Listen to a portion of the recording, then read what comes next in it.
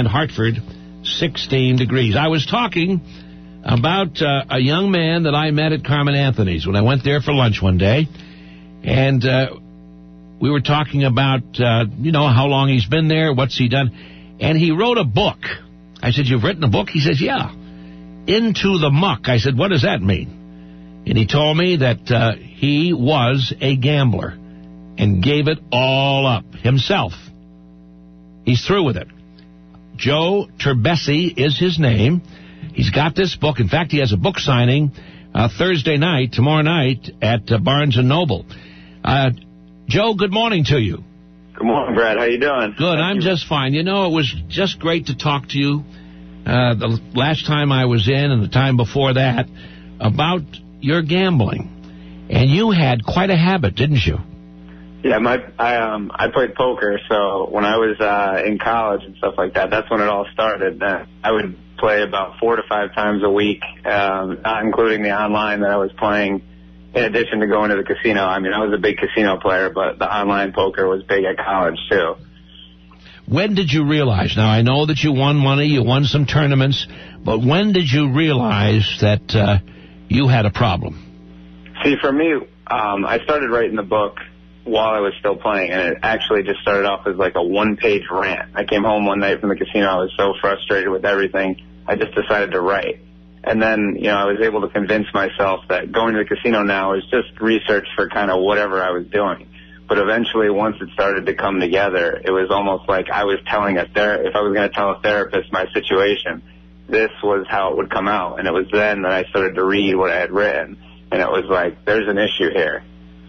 And eventually, I hit rock bottom more emotionally than anything, and I found myself kind of questioning what I was doing with my life, and, I'd always wanted to be something special, and I definitely wasn't there, and it ultimately led to, a couple of different times where I was screaming my head off in the, front seat of my car after a night sleeping in the back seat, and, your head's ready to burst, and you finally say, this is about time to move on to something else.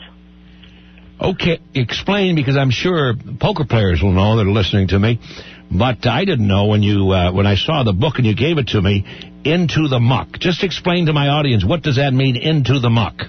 Yeah, when you're playing poker at a table and you fold your cards, when you fold them into the middle of the table and they go into the muck. So the whole significance of the title is that, I folded away my last cards and, my whole poker career into the muck. Well, I tell you, Joe, you had the habit, and you broke the habit, but what is remarkable to me is that you were writing about it, and then you were reading what you had already written. Yeah.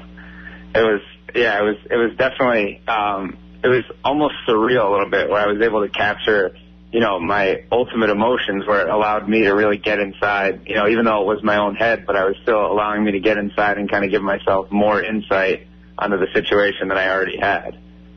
And you were telling me too when we chatted a couple of times that the professional poker players, you hear, when you watch this on TV, you think they just win and win and win and win, and that's not the case, is it?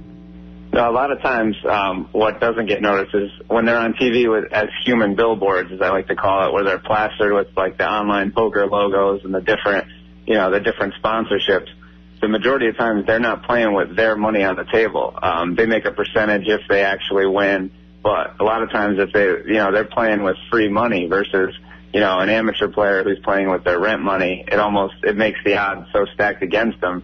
It's like a steroid case in, any of the other sports. It just adds that unfair advantage that not everyone notices or really talks about all that much. Well, I'll tell you, I never knew. I thought when you see these guys, it's their dough, and my gosh, they got stacks of chips and everything else. But, then now that you had mentioned it, and you mentioned this to me in our conversation, that there are sponsors, but I didn't realize that they put up the money.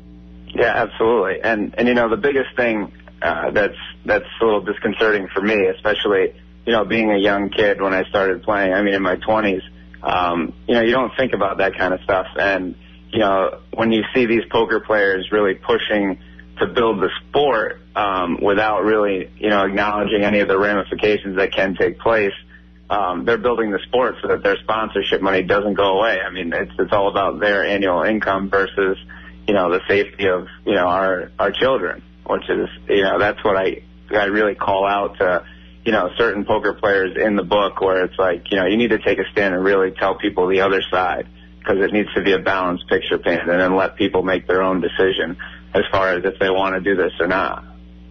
Well, I just enjoyed speaking with you, and I understand the book is doing very well. Now, you're going to be at Barnes & Noble. Which one are you going to be at? I'm going to be at the Borders. Borders, I'm sorry. Yeah, it's going to be at Borders, and it's Saturday afternoon at 2 o'clock in the afternoon. And it's going to be the big Borders, the one in the Sports Authority Plaza by the West Farms Mall. Oh, the one yes. in the mall, the one down the street from the mall. So you'll be there Saturday. What time, Joe? 2 o'clock in the afternoon. Well, I wish you well. It took a lot of guts for you to do this, and I understand already the book has started to pick up. Yep, there's a college class actually in Massachusetts that picked it up as required reading. I have a couple of speeches coming up at Southern Connecticut State University, Eastern Connecticut State University, the Swington Boy Scouts, and then they're finalizing the last segments for Better Connecticut. So it's a great road ahead, and I hope that I do have a website, www.intothemuck.com. And it details all the upcoming events and all the stuff that I have going on, if anyone's interested in continuing to see that. Well, I'm glad I was the first.